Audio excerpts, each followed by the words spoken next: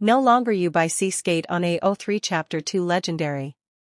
The group watches with trepidation as in the space between where they have all been sitting in a loose shape, a misty sort of creation forms, music pouring from it.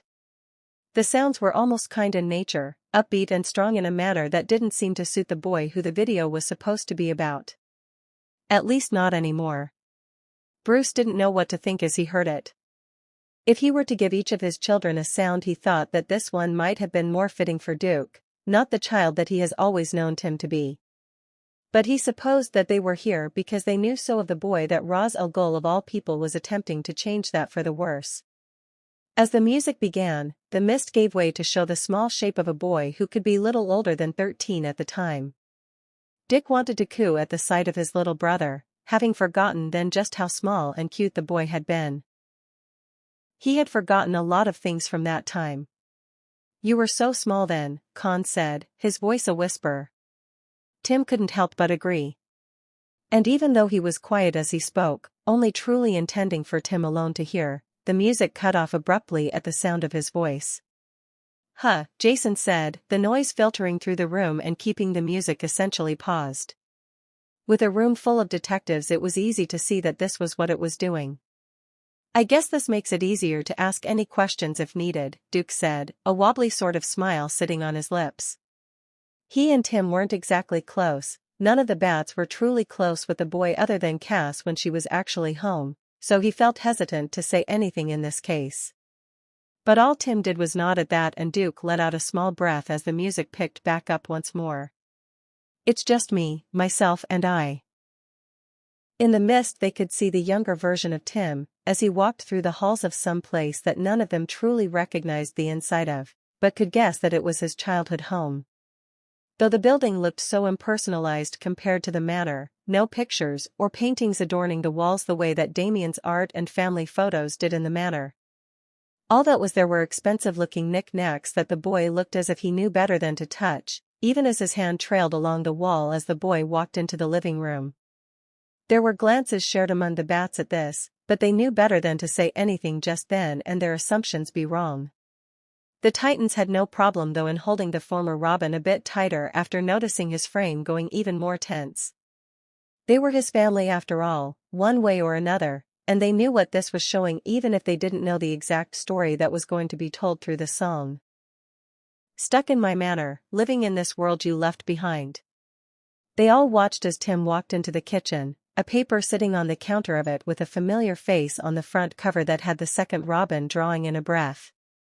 "Me?" the man asked, the music stopping with him, but all he got for an answer was a shrug from the third Robin. "Dreaming of all these monsters that I'll never get to fight." In the air around the young Tim, they could see scenes of the Gotham Rogues Gallery, each of them up to their usual schemes and wrongdoings. "But boy, I wish I could, so I could bring the world some light." A figure swooped in at the villains, dressed in the familiar colors. Those that were paying attention could tell that most of them were of Jason when he was Robin, though a few were of Dick as well. In every image the rogue was defeated with ease. It brought a smile to Dick's face to see himself in his little brother's memory, and made something pensive stir within Jason's chest at the implications of it all. At the fond light that Tim had seemed to hold him in then. Bruce suppressed the wounded noise that threatened to rise up within him at seeing Jason as Robin once more. At seeing him back before there was blood on his son's hands. "'Cause I'm stuck with your stories but no clue who you are." The scene goes back to the paper, though they can read it this time. They can see that it's talking about the time when Jason had not been seen by the public eye for some time and reporters were spitting out theory after theory of where the newest Wayne ward had gone. It was during Jason's time in Ethiopia. And no idea if you're dead or just too far. It shifts again, and this time the paper is talking about the announced death of Jason Todd. Dick looks over at his father and immediately sees the broken expression in the other's eyes. Sees the way that Cass is holding his hand with a tight grip as if to keep the man grounded. "Somebody tell me, come and give me a sign. If I fight those monsters, is it you I'll find?" Young Tim runs his hand over the image of young Jason for a moment, tracing out the letter R in a purposeful manner even though the teen was not shown in suit. It reminded everyone then that the boy had known for years just who all the bats at the time had been. A feat that seemed all the more impressive now that they saw just how young he looked. If so then. Give me sirens and a cyclops. Give me giants and a hydra. I know life and fate are scary, but I want to be legendary. They watch as young Tim walks through the kitchen a bit more, taking a broom into his hands in the manner in which the older version of him would hold his bow staff, twirling it around with unsteady and simple twists, even as he spun with all the grace of someone forced to attend fancy galas since he could walk and know all the rules. I'll fight the harpies and chimeras, the minotaur, even Cerberus. I know life and fate are scary, but I want to be legendary. Well, you got to be, Jason said, a bit of venom leaking into the man's voice as he spoke as the music came to a stop. Pretender. Name seems a bit more fitting now. Dick says hesitantly, as if to attempt to stop a fight from breaking out, but it's unneeded. Just continue to watch, Hood, Tim said, that chill in his voice making itself even more pronounced than ever before. It was close to the same tone that the boy had taken with him in the tower. It was the same tone that he had taken with Damien when the boy said or did something to purposely upset the older boy, and he had taken with Dick when the pair had fought while Dick was playing the role of Batman. It spoke of a lack of any sort of feeling other than extremely controlled anger. Maybe you'll even learn something. None of the bats said a word as Khan held the boy's hand a bit tighter on one side, Cassie doing the same on the other. There are strangers in our halls. Trying to win the heart of my city, but she is standing tall. The rogues appear once more, their goons at their sides as young Tim seems to be walking below them, looking up at them as if they were constellations in the sky. 108 old faces of men who call me small. They keep taking space and it's not much longer we can stall. It shows the rogues spreading out in their territories in ways that they hadn't in some time. 'Cause they're getting impatient. Two-Face is running at a slightly younger seeming version of Batman, charging at the man with a speed that most usually used to run away from the Dark Knight. Dangerous too. This time it isn't a rogue that the image focuses on, but Batman himself as he beats some minor criminal half to death. What the hell? Step asks. She remembered this time vaguely, but not enough to have formed the picture that the mist was showing them. Back then she had only been focused on her own goals, on her father as he was slipping more and more into the man that she hated to see today. The man that she had become a vigilante to fight. Bruce didn't say anything, he didn't have anything to say that could have justified the actions of back then other than the fact that he had been grieving. Jason was dead, Tim supplies bluntly, his voice devoid of the emotion that the younger version of him seemed to have in spades. Everyone ignored the manner in which the man in question flinched minutely at the reminder. You were dead, he repeats the point once more, though looking right at Jason this time, and B was trying to put everyone and himself in the ground with you. The young man's eyes went wide at this information as he turned to his father. Old man?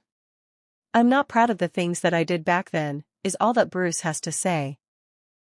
Jason hates to admit it, but looking down at the small-time thug, he was almost glad that Tim had come along when he had, because it was clear to him even without the teen's explanation that the bat had gotten out of control back then. Where was Dick during all of this? Duke asked hesitantly as he looked between his brothers and adoptive father, seeing sides of most of them that he had never thought that he would.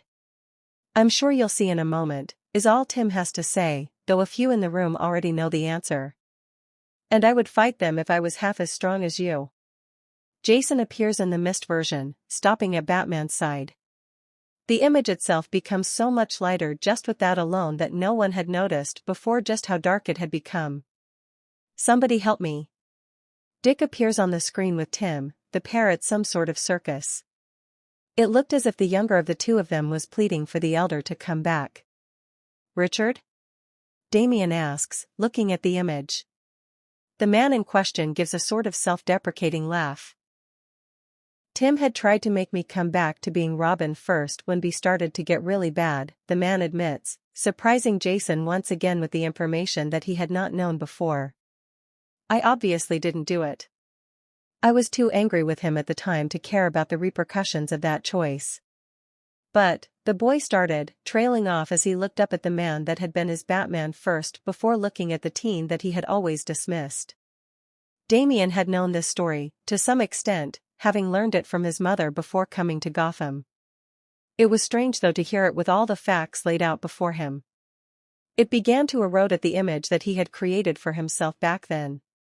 Come and give me the strength.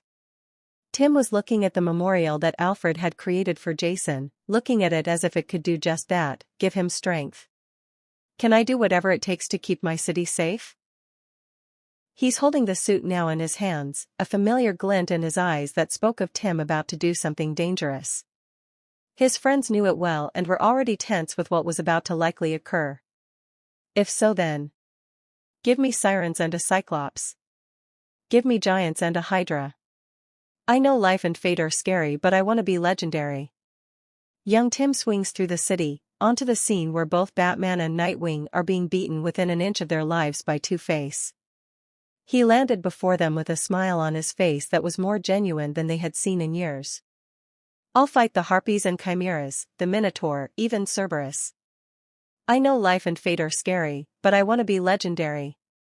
The scene shifts and now young Tim is looking down at a beaten Two-Face, Nightwing at his side with what was likely supposed to be a comforting hand on the teen's shoulders, as Batman peered at the pair with something in his eyes that no one watching truly liked. Where is he?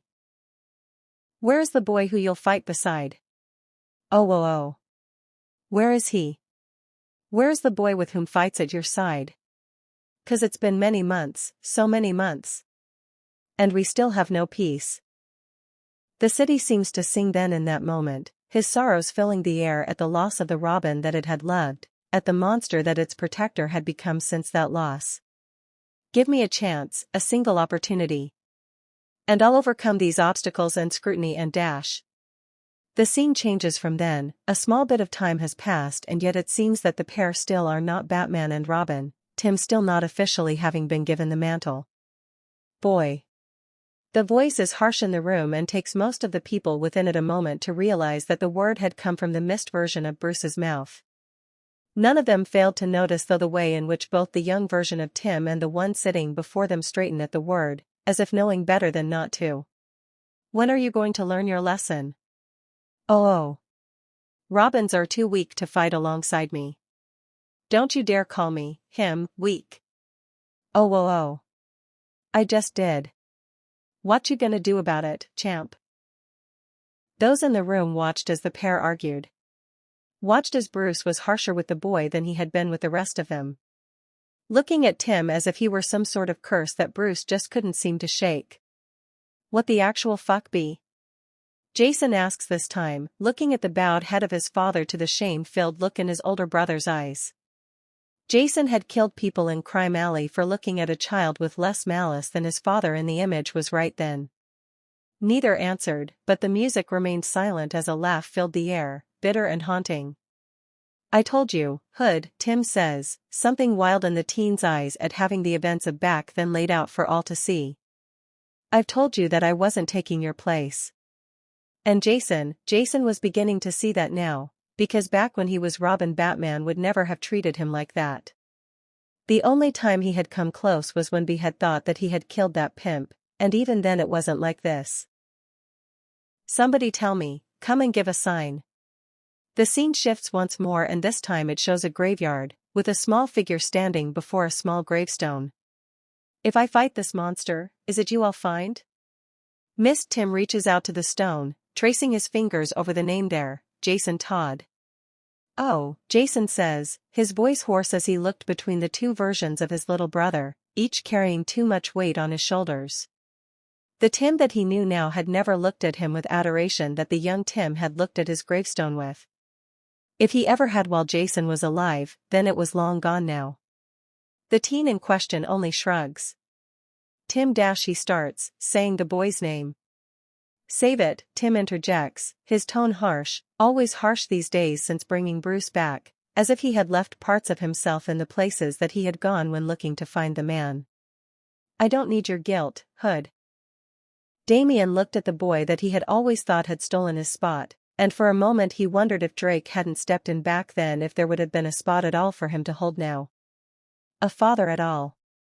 He kept his mouth closed though, having seen how that went for Todd. Cass looked at her little brother, seeing all of the pain that he carried inside him, housed there for too long. Out of all of their siblings, they were the pair mistaken for one another the most. She had always liked that, having a brother that was almost like a twin, someone that she could look at and feel connected to. Out of all of their siblings, Tim was the one that she was closest to, and she knew that the same was true for the other. She just wished that this pain wasn't something that they had to share too. Dick and Bruce kept their mouths shut as well, knowing that their words would be the least wanted out of anyone there. Duke and Steph only looked at one another, feeling a sense of wrongness at the sights that they had been shown. Robin was supposed to be magic, not whatever that was. Though Steph was a bit less caught off guard by it than she liked. Tim hadn't been the only one to be Robin while Bruce was still grieving after all, and she held the record for the current shortest tenure. Con, Bart, and Cassie didn't say anything either, only holding their bird a bit tighter. The three of them had known for some time that everything wasn't right between Tim and the Bats. All four of them were the unwanted sidekicks of their members after all, so this was par for the course for them. That didn't mean that they liked having to watch their Robin go through it though. A new video will begin in a moment.